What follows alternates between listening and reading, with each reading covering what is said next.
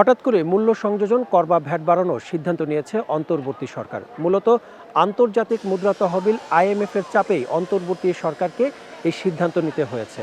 এর ফলে সাধারণ মানুষের উপর যেমন করের বোঝা বাড়বে, তেমনি নতুন করে সংকটে পড়বে ব্যবসা বাণিজ্য। অবশ্য অন্তর্বর্তীর অর্থ উপদেষ্টা বলেছেন যে এর ফলে সাধারণ মানুষের উপর তেমন কোনো প্রভাব পড়বে না। দর্শক, আধুনিক কুরিয়ার সার্ভিসের রোল মডেল এসএ পরিবহনের সৌজন্যে এসএটিভির নিয়মিত আয়োজন চায়ের কাপের ঝড়ে আজকে এসেছি আমরা কেরানীগঞ্জের মদিনানগরে। সারা দেশে লাখো মানুষের কঠোর কর্মতৎপরতা ও নিষ্ঠায় এসএ পরিবহন পার্সেল অ্যান্ড কুরিয়ার সার্ভিস এখন 16 কোটি মানুষের হাতের নাগালে। এসএ পরিবহন পার্সেল অ্যান্ড কুরিয়ার সার্ভিস, আপনার সেবায় সবসময়। চলুন দর্শক, চায়ের কাপের এই ঝড় আমার আপনার ভাবনাকে কতটা সমৃদ্ধ করে। তার মাধ্যমে যে ফেস্টিভ্যালের সূচনা হয়েছিল বাংলাদেশে, পরবর্তী যতগুলো দল ক্ষমতা এসেছে, আসসালামু আলাইকুম। ভালো আছেন? ইনশাআল্লাহ, আলহামদুলিল্লাহ। আমি সাকিব, ঢাকা থেকে এসেছি। আমি একজন সাংবাদিক। আপনাদের সাথে একটু গণ অভ্যুত্থান হলো। এই অভ্যুত্থানের ভিতরে আমরা চাচ্ছি যে দেশ মনে হয় যে আবার নতুন করে স্বাধীন হলো। কি স্বাধীন হলো? আমরা তো আবার সেই একই অবস্থার মধ্যে পড়ছি। আপনি কিন্তু মাত্র 6 মাসের মধ্যে মূল্যায়ন করতে পারবেন না যে একটা দেশ সত্যিকার স্বাধীন হয়েছে কি হয় না। আপনাকে সময় দিতে হবে কার্যকর পদক্ষেপগুলো দেখার জন্য। এখানে আপনার হচ্ছে আপনি যেটা বললেন যে 6 মাসের মধ্যে দেশ আবার আগের পরিবর্তন দিকে চলে যাচ্ছে, আসলে আমরা জাতি হিসেবে কতটা সভ্য, প্রশ্নটা সেখানে। আমরা জাতি হিসেবে আদৌ সভ্য কিনা। আমি যখন হচ্ছে ট্রাফিক বিশৃঙ্খলা ছিল, তখন আমি গুলিস্তানে ট্রাফিকের দায়িত্ব পালন করছিলাম। তো গুলিস্তানে আমি লোকজনকে বাধ্য করছিলাম যে আপনার ফুটপাথ দিয়ে হাঁটেন। কেউ not a single person footpath দিয়ে হাঁটতে রাজি না। আমরা রাজপথ দিয়ে হাঁটবে কেমনে? ফুটপাতের অবস্থা দেখছেন? হকার মার্কেট ফুটপাত তো ব্লক করে রেখে দিছে। ফুটপাথ ব্লক করে কারা আসলে? এই যে এখন বর্তমান যারা আছে, ফেসিবাদের মতো আরেকটা ফেসিবাদ আছে, যারা এখানে দ্বিতীয়বার মাথায় জড়ছে আর কি। যেমন ক্ষমতা আসেনি, ক্ষমতা না আসার আগেও দেখা যাচ্ছে যে বিএনপি সমর্থিত কিছু লোক, আওয়ামী লীগ তো চলেই গেছে, আওয়ামী লীগ তো দেশে নাই বলে আসলে না না, আওয়ামী লীগ সবাই যেতে পারে না। এখানে ফুটপাথ এখানে আসলে এখানে বিএনপি করবে, এখানে বিএনপি আসলে এগুলা সন্ত্রাসী। এখানে হ্যাঁ, এরা কোনো রাজনৈতিক লেছে হয়তো ওরা নিজেরা বলছে, কিন্তু আসলে ওরা আমাদের ধরেন বিএনপির থেকে আমরা যতটুকু করছি, আমাদের দেখলাম বিএনপি যারা নেতৃবৃন্দ আছে, হ্যাঁ, তারা দেখলাম এখানে কেউ এখানে কোনো জড়িত নাই, জড়িত নাই, কিন্তু এরা এই ভিতরে চাঁদাগুলো তারা নিচ্ছে এবং তাদের আওয়ামী লীগের সন্ত্রাস হিসেবে যারা পরিচিত ছিল, তারা কিভাবে এখন বিএনপিতে যোগদান করছে এবং বিএনপির কেন্দ্রীয় নেতৃত্ব এবং স্থানীয় নেতৃত্ব কিভাবে সেটা অ্যাকসেপ্ট করছে, এটা যদি আমাকে একটু বলতেন আপনি। আসলে এটা আমরা এলাকার মধ্যে দেখতেছি যারা আওয়ামী লীগের সন্ত্রাসের সাথে যুক্ত ছিল, তারা বর্তমানে বিএনপির সাথে যুক্ত হয়েছে এবং বিএনপি রাজনীতি করতেছে প্রকাশ্যে। কিভাবে তারা বিএনপি রাজনীতি করতে পারতেছে? এখন যেটা বিএনপির নাম আছে যে আওয়ামী লীগ থেকে আছে, আসলে আওয়ামী লীগ থেকে আমার জানা মতে কেউ ওইভাবে আসে নাই, আমাদের কেউ আসে নাই। একজন তারা প্রচার করে বলেছে, তারা প্রচার বলতে চাচ্ছেন যে এই চাঁদাবাজি এখন এখন দেখা গেল যে এখানে আমরা দেখতেছি শুধু একটাই মানে দেখতেছি বাংলাদেশের যে পর্যায় প্রেক্ষাপট, আমরা স্বাধীনতার তো স্বাধীন হয়েছে আমার দুইবারই মনে হচ্ছে যে 6 জুলাই যে স্বাধীনতা গণ অভ্যুত্থান হইল, এই অভ্যুত্থানের পর 5 আগস্ট দেশে একটা যে অরাজকতার সৃষ্টি হচ্ছিল, এটা থমথমে আসবে। কিন্তু আমরা চাচ্ছিলাম যে সুষ্ঠু একটা নির্বাচন হোক, আর নির্বাচনটা হবে যদি সংস্কারের আগে কখনোই নির্বাচন সম্ভব না। আমাদের তো আমাদের সংস্কার পেলাম, আমাদের সংবিধান সমাজে হবে পুরোপুরি হবে তবে না। আমাদের যে বিএনপি বলছে যে আগে হচ্ছে খুব দ্রুত নির্বাচন দেওয়ার জন্য, তো সংস্কারের তো আমরা দ্রুত নির্বাচন চাচ্ছি। এই কারণে দ্রুত নির্বাচন দিলে কিছুটা আমাদের কিছুটা নির্বাচন এই বিষয়টা আমাদের সংস্কার হবে, কিছু তো হবে, তারা কিছু করবে, সব যে তারা করবে তারা করতে পারবে না।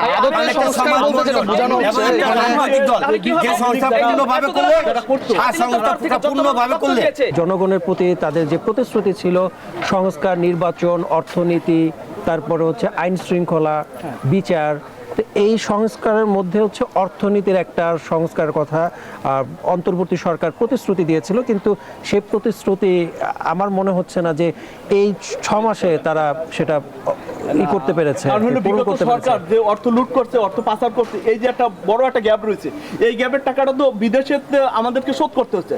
আমরা প্রতিটা নাগরিকই এই টাকা অর্থ আমাদের গায়ে পড়ে গেছে, তাই না? আমরা একটা গরিব দেশ হইলেও সরকার আমাদেরকে দেখায় হাজার হাজার বিলিয়ন কোটি টাকা বিদেশ থেকে লোন করছে। এখন বিগত সরকার যে তত্ত্বাবধায়ক সরকার যে আসছে, যে উনি তো এই লোনটা ওনার পরিশোধ করতে হচ্ছে সমন্বয় করে। এখন এই কারণে হয়তো কয়েকটা জিনিসের ভ্যাট বাড়াচ্ছে, কিন্তু আমরা চাচ্ছি যে ভ্যাটটা একটু সহনশীলতা করা, যে পরিমাণ বাড়ছে তার থেকে একটু কম রাইখা, যাতে করে দেশটা গরিব দেশ, আমরা যাতে স্বাভাবিকভাবে চলাফেরা করতে পারি, সাধারণ নিত্য প্রয়োজনীয় জিনিস যাতে সমন্বয় করে আমরা যাতে আমাদের নাগালে থাকে, মানে ক্রয় ক্ষমতা নাগালে থাকে, আমরা যেন মানে সহজভাবে পাইতে পারি, এই ব্যবস্থা যদি করে। আর কিছু পণ্যের দাম বাড়াইলেও সমস্যা নাই, কিছু পণ্যের দাম অবশ্যই কমানোর দরকার। যে আচ্ছা, পণ্যগুলো অন্তর্বর্তী সরকারের এই 6 মাসে আমাদের যে ভ্যাটটা সরকার সরকারের এই 6 আমাদের যে মাসে ভ্যাটটা বাজেটের আগে ভ্যাটটা যেটা বাড়িতে চাইছে, আসলে আগে যে ভ্যাটটা ছিল সেটাই আনা, আমাদের সরকার সেটাই আদায় করতে পারে, সেটাই আনা। এখন নতুন করে যদি ভ্যাটটা বাড়ায়, তাহলে আমাদের জনগণের উপরে, সাধারণ জনগণের উপরে এটা মাথায় আরো উচ্চ বাড়বে। তাদের এখন যে 470 কোটি টাকার ঋণ দিবে, সেই ঋণ দেওয়ার প্রথম শর্ত হচ্ছে যে আমাদের যে ঋণ খেলাপি এবং কর আছে সেটা পরিমাণ বৃদ্ধি করতে হবে। এখন পূর্ববর্তী ফ্যাসিস্ট সরকার আওয়ামী লীগ যে পরিমাণ টাকা দুর্নীতি করেছে, লুটপাটের মাধ্যমে বিদেশে পাচার করেছে, টাকা চুরি করে আমাদের বাজেটে যে ঘাটতি আছে, রাজস্ব যে ঘাটতি আছে, সেই ঘাটতি আপনি পূরণ করবেন কি দিয়ে? এই জন্য চাল, ডাল এবং নিত্য প্রয়োজনীয় যে পণ্য আছে, এবার দাম কমাতে হবে, সেগুলোর দাম আমাদের বাড়ায় নাই, ভ্যাট বাড়ায় নাই। দাম ঠিক আছে, যেগুলো আমাদের সংস্থার মধ্যে আছে সেগুলোর দাম কিছুটা বাড়ানো হয়েছে, ভ্যাট বাড়ানো হয়েছে। ভ্যাট বাড়ানোর মাধ্যমে যে ক্ষতিটা আওয়ামী লীগ করেছে, যেটা আমাদের বলা উচিত বারবার, আওয়ামী লীগ যে ক্ষতি করছে সেই ক্ষতি পূরণের চেষ্টা করা হচ্ছে। তার মানে আপনি বলতে চাচ্ছেন যে এই ভ্যাট বাড়ানোর কারণে সাধারণ মানুষের জীবনযাপনে কোনো প্রভাব পড়বে না, বিষয়টা এরকম? প্রভাব পড়বে অবশ্যই। এমন কোনো জিনিস এখানে ভ্যাটটা ইনক্লুড করা হচ্ছে সম্পূর্ণরূপে আমাদের নিত্য প্রয়োজনীয় জিনিসপত্র তার উপরে। এটা এখানে এই ক্ষেত্রে গতকালকে আবার সেই সমালোচনার মুখে সেইটা সরকার তোলা যে নিয়োজিত আছে, সেই ভ্যাটটা কমিয়েছেন।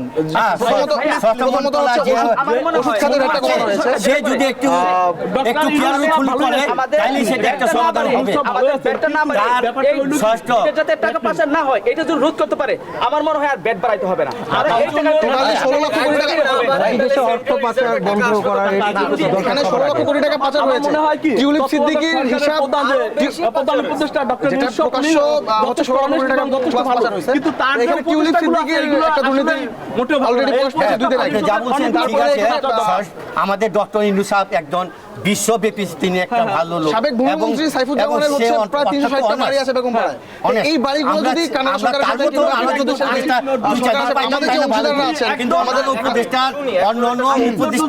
অন্যান্য উপদেষ্টার কারণে হয়তো আমাদের সরকার যে চাপ সৃষ্টি হয়েছে বা তারা ঠিকভাবে কাজ করতে পারতেছে না, এটা আমরা এখন উপলব্ধি করতে পারছি। কাজে আমরা যত দ্রুত এই দেশে একটা রাজনৈতিক দল নির্বাচনের মাধ্যমে আসবে, একটা সুষ্ঠু নির্বাচন হবে, সেই আমাদের এখন যা করা হবে, যা করা হবে, আমরা তো নীতি পরিবর্তন ছাড়া কখনোই দ্রুত নির্বাচন সম্ভব না। আমরা দ্রুত নির্বাচনের জন্য আমরা সরকার জন্য বসে এখানে দ্রুত নির্বাচনের ব্যাপারটা বারবার যেহেতু আমাদের খুব একটা থামাচ্ছি, আমি একটু বলতে চাচ্ছি। এখানে দ্রুত নির্বাচনের কথা যেটা বারবার বলা হচ্ছে, আমরা জুলাই স্পিরিট ছিল আমাদের স্বাধীনতা এনেছি, সংস্কারও আনবো।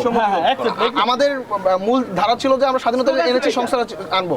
আর আন্দোলন চলাকালীন সময় আমাদের থিম ছিল কোটা সংস্কার না, এই মুহূর্তে আমাদের দরকার রাষ্ট্র সংস্কার। কারণ রাষ্ট্রের প্রত্যেকটি কাঠামো সরকারের অঙ্গরাজ্য হিসেবে বা সরকারের একটা যন্ত্র হিসেবে ব্যবহৃত হচ্ছে। পুলিশ হয়ে গেছে পুলিশ লীগ, এরপরে প্রত্যেকটা আমলা হচ্ছে আমলাতন্ত্র, আমলা লীগ হয়ে গেছে। এখানে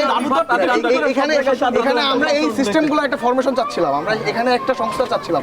কিন্তু এখন যেটা হচ্ছে, বিগত 6 মাসে যেটা পরিলক্ষিত হচ্ছে, যে আমরা আমাদের যে বিপ্লবটা ঘটিয়েছি, আমরা এটাকে বিপ্লব কেন বলতে পারছি না? আমরা দীর্ঘ 20 দিন আমরা লড়াই সংগ্রাম চালিয়ে গিয়েছি। এটা তো একদিনের অভ্যুত্থান না, এটা এটা 17 বিপ্লবী বছরের প্রক্রিয়া একটা অভ্যুত্থান হয়েছে। আন্দোলন, এটা 17 বছরের আন্দোলন অভ্যুত্থান- যাচ্ছে। এই অভ্যুত্থান হ্যাঁ। পরবর্তী সময় আমাদের উচিত এটা- ছিল বিপ্লবী সরকার গঠন করা। না, না, এটা আমাদের কিন্তু সেখানে আমরা ব্যর্থ হয়েছি। এই আন্দোলনের মাধ্যমে ধীরে ধীরে এই বৈষম্য বিরোধী আন্দোলনে বিএনপি দাবি করেছে যে তাদেরও একটা অংশগ্রহণ ছিল।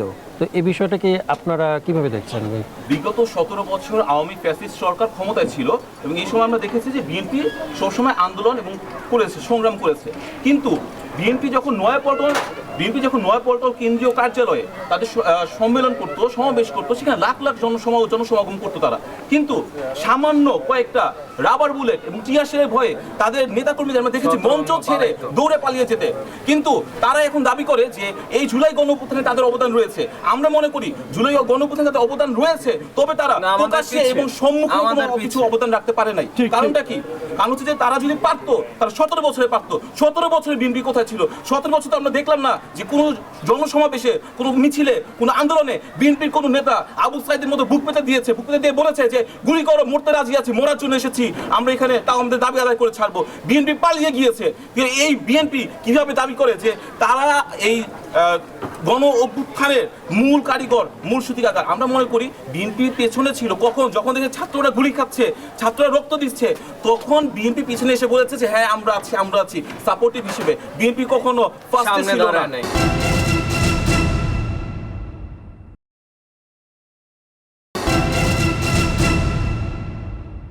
এই বিএনপি 17টা বছর বিভিন্ন আন্দোলনের মাধ্যমে আমাদের শত শত নেতা কর্মী নিহত হয়েছে, হাজার হাজার নেতা কর্মী কারাগারে অবরোধ হয়েছে, লক্ষ লক্ষ মামলা হয়েছে, আমাদের লক্ষ লক্ষ নেতা কর্মী হয়েছে।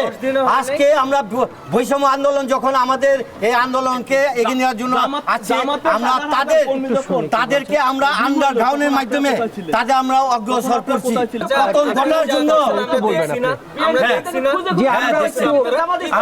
আমরা জীবন বাজি রেখা প্রতিটা আন্দোলনের মাধ্যমে আমরা মাঠে ছিলাম, পুলিশে মার খেয়েছে, আমাদের নেত্রী নিপুণরা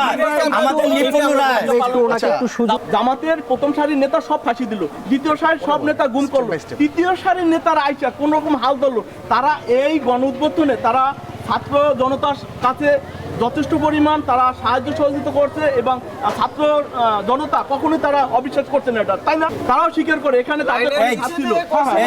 গুলিটা আমরা খাইছি না, গুলি তো তোমরা খাইছো। আচ্ছা, এই আন্দোলনের পরে এই ভ্যাট ট্যাক্সটাকে আপনি সমর্থন করছেন? অন্তর্বর্তী সরকার এই যে বাজেটের আগে এক দফা ভ্যাট ট্যাক্স বাড়িয়ে দিল, এটা কি আপনি সমর্থন করছেন কিনা? আপনারা এমনিতেই আওয়ামী লীগ আমাদের উপরে একটা মরার উপর খাড়ার ঘা ঝুলিয়ে দিয়ে গেছে। তারা IMF এর ঋণ বাংলাদেশে আনার জন্য বিভিন্ন প্রক্রিয়া চালু করেছে এবং বাংলাদেশ থেকে প্রায় 16 লক্ষ কোটি টাকা পাচার করেছে।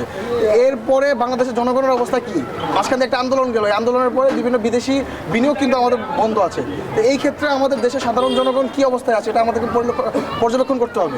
আমাদের সাধারণ জনগণ আদতে ভ্যাট দিয়ে এই দেশে টিকে থাকতে পারবে কিনা, তার আরেকটি 74 দুর্ভিক্ষকে আমরা দেখতে যাচ্ছি কিনা সেটাও আমাদেরকে নিশ্চিত হতে হবে।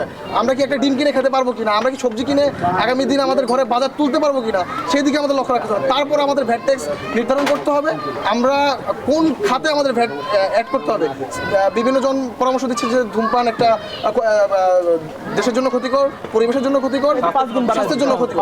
এখানে কেউ বলতেছেন যে আপনারা 100 গুণ বাড়িয়ে দিন, বিভিন্ন প্রস্তাবনা আসতেছে। তারা IMF এর যে আমাদের এখন 12,000 কোটি টাকা হচ্ছে, তাদেরকে আমাদের নিট, আমাদের বাংলাদেশের GDP দেখাতে হবে। এই IMF এর যে শর্ত, এই শর্ত ফুলফিল করার জন্য আমাদেরকে অবশ্যই ভ্যাট বাড়াতে হবে। কিন্তু ভ্যাটটা আদতে আমরা কোথায় বাড়াবো? আমাদের নিত্য প্রয়োজনীয় পণ্যে ভ্যাট বাড়াবো, এটা হবে আমাদের জন্য নিজের পায়ে নিজে কুড়াল মারার শামিল। কারণ এই প্রেক্ষিতে দেখা যাচ্ছে যে দেশের মধ্যে একটা ফাটল তৈরি হবে এবং অন্তর্বর্তীকালীন সরকারের প্রতি সাধারণ জনগণের একটা ক্ষোভ তৈরি হবে। যেখানে সাধারণ জনগণের সরকার হিসেবে তারা বিবেচিত হয়ে আসছিলেন, সেখানে সাধারণ জনগণের একটা ক্ষোভের জায়গা তৈরি হবে, ফলে সংস্কার প্রক্রিয়া বাধাগ্রস্ত হবে বারবার। তার মানে আপনি বলতে চাচ্ছেন যে ভ্যাট ট্যাক্স বাড়ালেও জনগণের যে স্বাভাবিক জীবনযাত্রায় ভোগান্তি আসবে না, আপনারা কি তাই মনে করেন? আমাদের সেন্ট্রাল রিজার্ভের মেজরিটি টাকা আমাদের হাসিনা আপা নিয়ে চলে এসেছে। আমাদের সেন্ট্রাল রিজার্ভের টাকা আনতে হলে আমাদের কিছু ভ্যাট বাড়াতে হবে, কিছু সেক্টর বাড়াতে হবে। বিভিন্ন প্রজেক্টের নামে, প্রজেক্টের উন্নয়ন, দেশ ডেভেলপমেন্ট, আন্ডার ডেভেলপমেন্ট কান্ট্রি, এইসবের নামে টাকা চুরি করে নিয়ে গেছে। এইসব তো আনতে হবে, আমাদের আনতে হবে। আর ইন দি মিন টাইম আমাদের তো কোনোভাবে দেশটাকে ফ্লোট রাখতে হবে। আমাদের ডুবে যাইতেছে, আমাদের এমনিই বাংলাদেশের রক্ত যেতেছিল, এখন we are gushing out blood. We need to somehow survive. এর জন্য আমাদের ব্যাক কিছু সেক্টরে বাড়াইতে হবে। দ্রব্যমূল্যতে আমাদের ব্যাট বাড়ানো যাবে না, ওইটা আমরা জানি। বাংলাদেশের মানুষ গরিব, টাকা কামাতে পারতেছে না, উপর দিয়ে হইতেছে দুর্নীতি। এই সেক্টরে হইতেছে সবচেয়ে বেশি দুর্নীতি। বাজারে যান, চৌরাস্তা বাজারে যান, যা দেখেন মাসের পর মাস, মাস তো বাদ দেন, দিনে ডেইলি কত টাকা উঠায় এরা। এর কারা এটা উঠছে কারা? আপনারা সবাই ভ্যাট আমরা সব কয়টা আইটেম, যে কয়টা আইটেম এখন শতাধিক পণ্যের উপরে ভ্যাট সবগুলো আরোপ করা এগুলিকে হয়েছে। আমাদের আলোপ করা ঠিক হবে না। আমাদের নিত্য প্রয়োজন যে সমস্ত জিনিসপত্র আছে, বিশেষ আচ্ছা, এগুলি বাড়ানো যাবে। নিত্য প্রয়োজনীয় দ্রব্য বলতে কি আমরা আপনি চাল, ডাল, আলু এগুলো কি- চাল, ডাল, আলু, চিনি, হ্যাঁ, ওষুধ, হয় না। হ্যাঁ, এগুলিতে কিন্তু রেস্তোরাঁর এবং উপরে রেস্তোরাঁর উপরে প্রথমে আসলে ভ্যাট এই বাড়ানোর সিদ্ধান্ত নেওয়া হয়েছিল, যেটা রেস্তোরাঁ- আমাদের রেস্টুরেন্টের উপরে দৈনন্দিন যে জীবনে ভ্যাট বাড়ালো, ব্যাপক আসলে এই প্রভাব ভ্যাটটা ফেলতো, কিন্তু কার্যকর মানুষের সরকার খুব চাপের একটা মুখে আসবে পড়ে না। এনবিআর হ্যাঁ। এই রেস্তোরাঁর উপর থেকে এখন ভ্যাট যদি প্রত্যাহার করে যাদের গাড়ি পূর্বে টাড়ি ভ্যাটে আছে, নিয়ে হ্যাঁ, আসে। বড় বড় নির্বাচনটা হ্যাঁ, মূলত বড় বড় সংস্কার না হ্যাঁ, করে ধূমপান এই সমস্ত জিনিস ব্যাট বাড়াও। ভাই হ্যাঁ। কুলুপনা মুক্ত দ্বারা কোনো যুক্তি নাই। কারণ কি, আমার এই জায়গাটা খারাপ, এই খারাপ জায়গা যদি আবার খারাপ লোক আসে তাহলে কোনো সমস্যা আছে? আমাদের আগে সংস্কার করতে হবে প্রতিটা সেক্টর বাই সেক্টর। নির্বাচন কমিশনার থেকে এখন শুরু করে সংস্কারের নামে কি ভ্যাট মানে ভ্যাট ট্যাক্স বাড়ানো, এটা কি সংস্কারের মধ্যে পড়ে? না, এটা সংস্কার, ভ্যাট বাড়ানো আমরা সমর্থন করি না। ভ্যাট মূলত যেই প্রজেক্টের ভ্যাট, হ্যাঁ বলেন, ভ্যাট বাড়ানো হচ্ছে মূলত, হ্যাঁ, এটা সংস্কারের অন্তর্ভুক্ত। কারণ এই সরকার যখন এসেছে, সরকার একটা প্রতিশ্রুতি দিয়েছে যে আমরা অর্থনৈতিক স্থিতিশীলতা আনবো, এবং অর্থনৈতিক স্থিতিশীলতা আনার জন্য আমাদের যে IMF এর ঋণ আছে 417 কোটি টাকা, 470 কোটি টাকা 70 কোটি টাকা, এটার একটা শর্ত আছে, সেটা হচ্ছে যে আমাদের কর বৃদ্ধি করতে হবে, আমাদের ভ্যাট দেখাতে হবে, তো ওই জিডিপি বাড়াতে হবে, আমাদের রাজস্ব বাড়াতে হবে। তো সেটার জন্য কিছু কিছু পণ্যের উপরে, স্পেসিফিক কিছু পণ্যের উপরে ভ্যাট বাড়ানো হয়েছে। তবে আমরা মনে করি ওয়াইজ ডিসিশন হয় যে যদি এই ভ্যাটের পরিমাণটা সীমিত রাখা হয়, জনগণের নাগালের মধ্যে রাখা হয়। যে আমরা এটা আলোচনার আরেকটু মাধ্যমে চা খেতে পারি। ব্যাখ্যা- ভাই, আমাদের সবাইকে একটু চা দিয়েন। আলোচনার মাধ্যমে এই ব্যাটটার সমাধান হবে ইনশাল্লাহ। এটা আমার মনে হয় যারা আছেন উপদেষ্টা তারাও উপলব্ধি ধন্যবাদ। করতে পারবেন। জি, কাজে আমরা এটা 2-4টা আইটেম, 5টা আইটেম, 10টা আইটেম, যেমন আমাদের যেগুলো নিত্য প্রয়োজন এগুলি উপরে যাতে না হয়। বিভিন্ন সেক্টর আছে, ধরেন গাড়ি ঠাড়ি আছে, মোটরসাইকেল আছে, হ্যাঁ, তবে আমার কাছে এইগুলি মনে হয় সিগারেটের BNP যে ধূমপান আছে এগুলিতে একটু বাড়াও, ওনাদেরকে দিয়েন। তাতে খুব একটা অসুবিধা হবে না। যেমন পণ্যগুলো এখানে, যে পণ্যগুলো যেমন শিশু খাদ্য আছে, টিস্যু পেপার আছে, তারপরে হচ্ছে অন্যান্য, হ্যাঁ, এগুলো দাম না বাড়াইয়া যদি সিগারেট মানে ধূমপান এগুলো যদি দাম 5 গুণ 10 গুণ বাড়ানো হয়, ওগুলো কিনবে না, মানুষ কম খাবে। যেমন এই নিত্য প্রয়োজনের দাম না বাড়ায় এই পণ্যগুলোর দাম যদি বাড়াই দেয়, যেমন মোটরসাইকেল পার্ট, গাড়ির পার্ট, এইগুলো আপনি একটা মেইন পার্ট বলতেছেন। সিগারেট, ধূমপান স্বাস্থ্যের জন্য অনেক ক্ষতিকর, এগুলো ট্যাক্স, ভ্যাট ট্যাক্স বাড়ায়। কিন্তু আপনি এটা জানেন, বাংলাদেশ কিন্তু টোব্যাকো ইম্পোর্ট এক্সপোর্টে অনেক টাকা কামায়। আপনি যদি এগুলোর উপর ট্যাক্স বাড়ান, এগুলো অনেক ব্যবসায়ী আছে বাংলাদেশে, এগুলো ব্যবসায়ী ছেড়ে দেবে, অন্য কিছুতে যাবে, তাহলে আপনার মনে হচ্ছে বাংলাদেশের এফেক্ট হবে। আপনি ব্যবসায়ীদের উপর ওরা ছাড়বে না, ওদের ওরা মনোভূমি ব্যবসা করে, অনেক ব্যবসা করে, কাজে ওরা এটা ছাড়বে না।